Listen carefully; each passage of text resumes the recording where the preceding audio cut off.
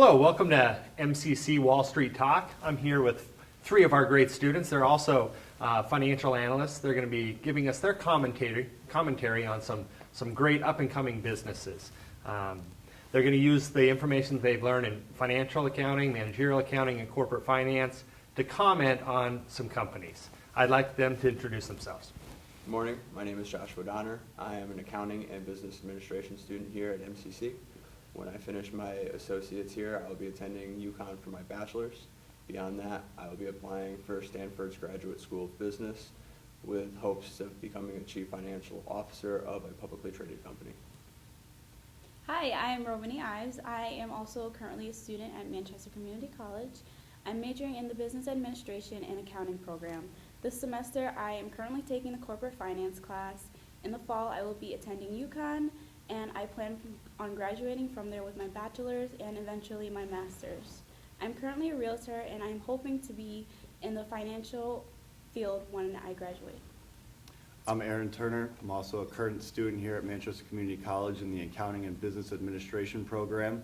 This upcoming spring will be my last semester here at MCC.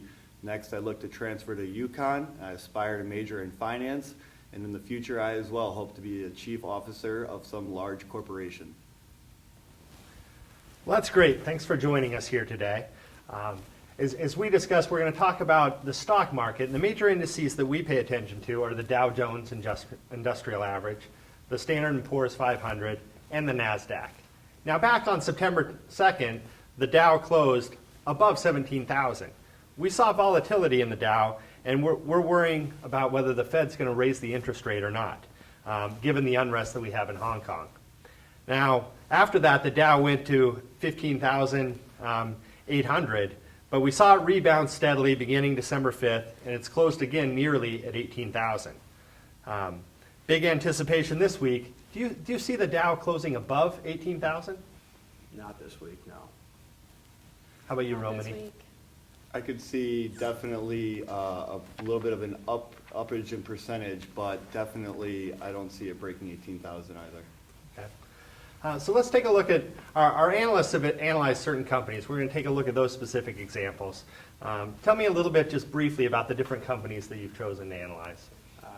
I chose to look at GoPro, which is the maker of small high-definition cameras to record point-of-view footage of extreme sports. Okay, excellent, Josh. How about you, Romany? I chose to analyze Alibaba, which just recently came out with its IPO. It's a company which sells wholesale and individual goods to consumers. Okay. With the ever-increasing use of social medias in this day and age, I chose to analyze the company Twitter and see if there's a future in that company. Okay, well that's great. You certainly have expertise in a number of different companies, each from a little bit different sectors. So let's start with Josh. You looked at a company that is making outdoor activities a lot of fun. Where do you see GoPro going? I'm not sure outdoor activities can be any more fun than they already are, but the company I looked at is GoPro, and they've made sharing and recording outdoor activities much easier.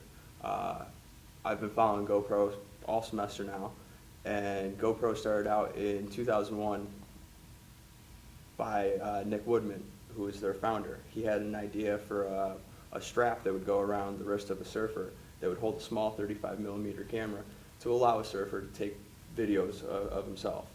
After testing his prototype, Mr. Woodman realized that his company would not only have to make the strap, they would also have to make the waterproof housing and most likely the camera as well, which went opposite of his original vision, which would have allowed users to use their own cameras.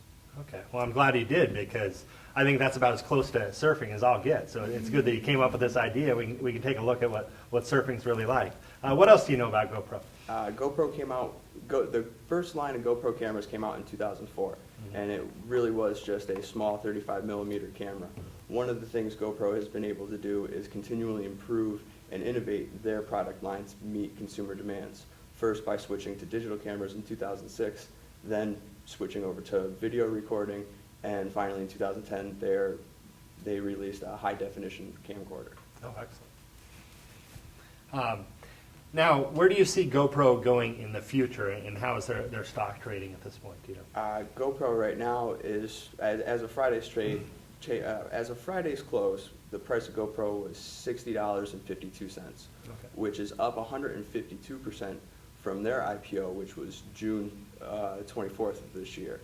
To understand a little bit why the price has jumped so much, we look at the fundamentals from the financial statements. GoPro has increased their revenue this year to $760 million, which at this time last year, it was only $624 million. This is a year-over-year percentage change of 21%. Wow, that's big growth.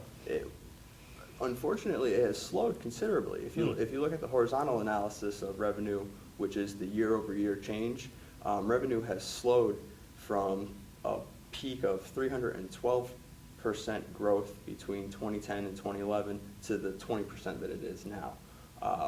Most of that growth in 2010 was attributed to the first release of high-definition cameras, which was a big deal in the action sports world, because before you were never allowed, you couldn't record in high definition. Right. Since then, their operating income has decreased because of an increase of sales.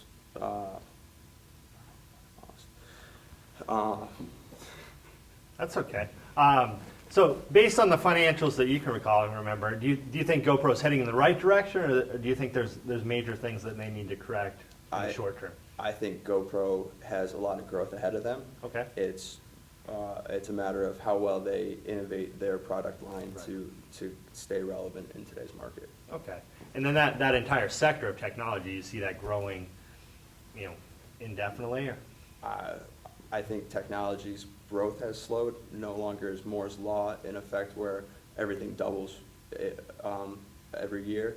So for GoPro to stay as a consumer company, I think innovation is paramount to them. Excellent, excellent. And then the final word for our investors out there, would you rate GoPro a sell or a buy today?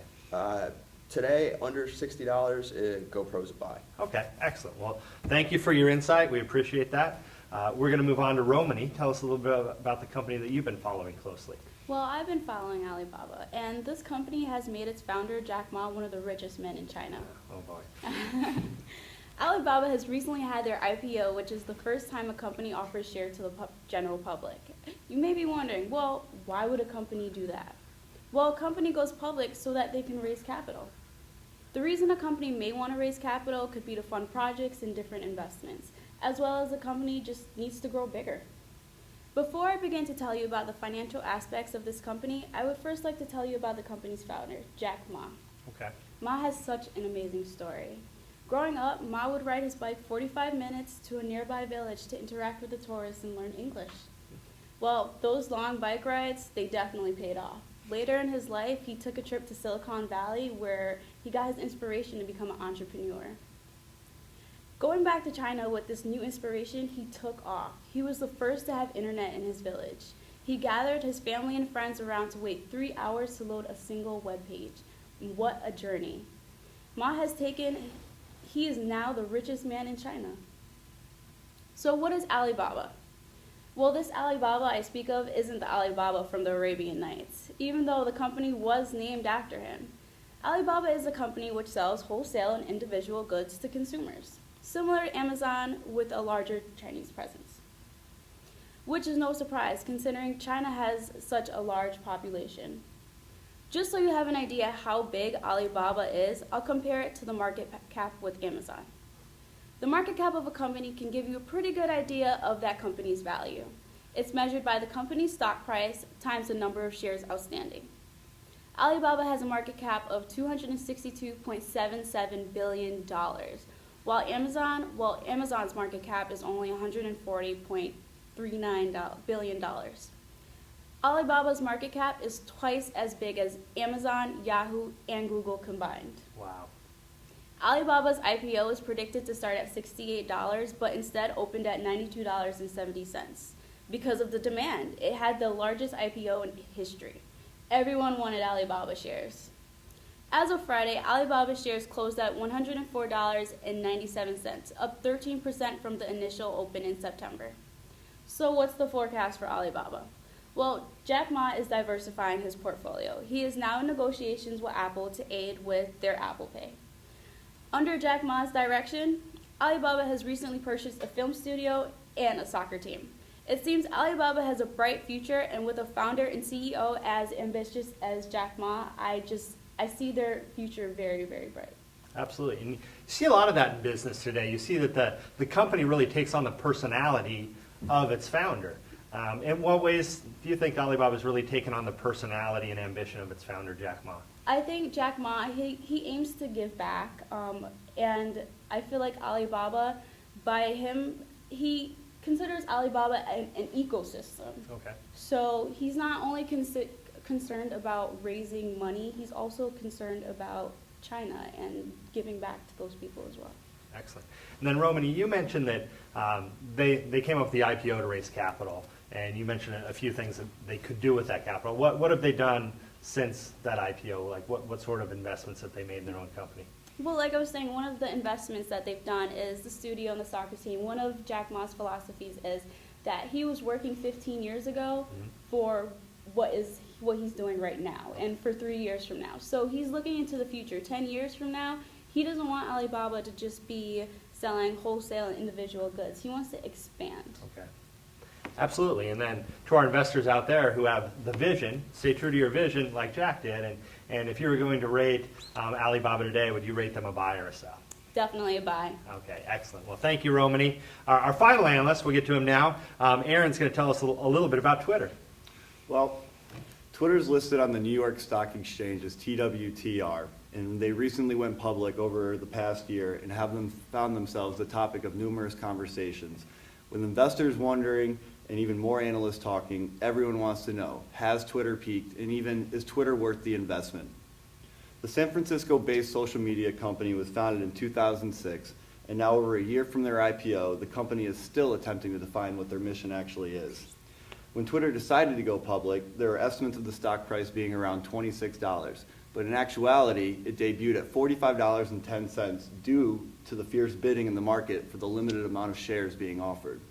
This increase in stock price valued the company at the time at $25 billion, which was a huge and amazing thing for a company that had never made a profit and even up until recently had ever posted earnings. By the end of 2013, the company had raised over $1.9 billion in their IPO, and with an increase of revenue from $77 million to over $600 million, an actual 110% increase, many investors thought things were starting to look up. But the company was still trying to find ways to raise capital because they had to fund their 399% increase in research and development, which is just astronomical. So what were they going to do? Well, in September of this year, Twitter announced their intentions for a debt sale. In the end, Twitter raised another $1.8 billion in selling bonds. And though they haven't made it clear what their intentions are, we know they look to further fund R&D as well as have the capital in hand for when opportunities arise. But while we continue to see their revenue increasing from Q2 of this year to Q3, their operating income, which is their revenue minus their expenses, has also increased 724% from over negative $77 million to negative $635 million.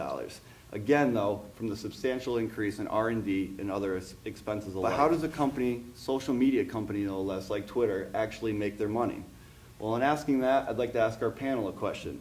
Do any of our members actually tweet? Yes. All of us do.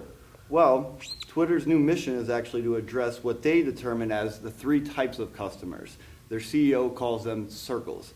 Those who are active, those who are inactive, and those who have never even searched on Twitter before. And with their main source of revenue, that comes from advertising. And much of that depends on one highly looked at metric, user growth. So for people that don't use Twitter, like myself, by definition, a tweet is a short message that members can read and post while non-members can solely view. But in actuality, a tweet captures a single moment in time. So, going with user growth, as of October, Twitter said it had added 13 million active users in the 3 months through September, which is up 4.8% or around 284 million users, but it's slower than last quarter's pace, which was at 6.3%. This is looked at as an unfortunate measure for the company because they are commonly compared to Facebook, which has right now over 1.35 billion users. Especially, again, because the more users that sign up and spend time on Twitter, the potential for more targeted advertising, which again is their main source of revenue. So what could be the problem? Well, in my opinion, the overlying issue is the management in place and maybe even the CEO, Dick Costello. An eccentric ex-improv comedian, Costello has changed his direction or even the company's mission numerous amounts of times, confusing employees and investors alike. Since becoming chief executive officer in 2010, he has replaced a handful of chief officers over the years. Some close to him believe this actually to be led from the scrutiny he has faced since Twitter has gone public. Even more so, having never been able to clearly define their mission, stating at first they were, and quote, a global town square, and then the world's largest network of information, and now towards this definition of 3 circles in trying to reach this broader audience. Nobody in Twitter, all of their executives have still been able to explain how the company might make money from this new outlook. With ailing confidence in their CEO and brewing frustration from unexplained decisions like the firing of high-level executive, Twitter's next strategy is quite unclear. Furthermore, with poor communication and indecision, these moves have yielded an even higher turnover with even fewer results. It is important to note that as of Friday's closing, the company is selling at $37.10, which is down from the 52-week high of $74.73. And even more so, if you had bought the stock when it had debuted at $45.10, you would be looking at a holding period return of negative 17%. Hashtag wow. Yeah. Is Twitter in trouble? What do you think? I definitely do. Again, with them commonly being compared to with Facebook, with a slowing percentage in user growth, I think it's going to definitely be a time before people are going to start being on the buy end of Twitter. Okay. And you mentioned their growth rate slowing, and you mentioned a comparison between users of Twitter and users of Facebook. Can you remind us the comparison again? How many users on Facebook? Absolutely. How many on Twitter? This past quarter, they actually said that they were at about 284 million active users on Twitter, and yet doesn't even compare to the actual 1.35 billion active users reported using Facebook. Okay, wow, that's a big difference. So if you had to rate Twitter a buy or a sell today, what do you think? I would sell while you still can. Okay, excellent. Well, thank you to our 3 panelists. I appreciate Josh being with us, and Romany and Aaron being with us today. Thank you. Here at MCC, we have great students, as you can see, as a result of our great staff and faculty. We have about 900 students that come to school here each year. Many of them go on to, as you mentioned, the schools that they're heading to, UConn. Folks have gone to Bentley, Yale, and beyond. They work right here in Manchester and the surrounding towns, and we're glad to have them part of Connecticut. So thanks for joining us this week on MCC Talks about Wall Street, and we look forward to seeing you next time. I'm Martin Hart, the department chair, and we're signing off. Thank you. Thank you.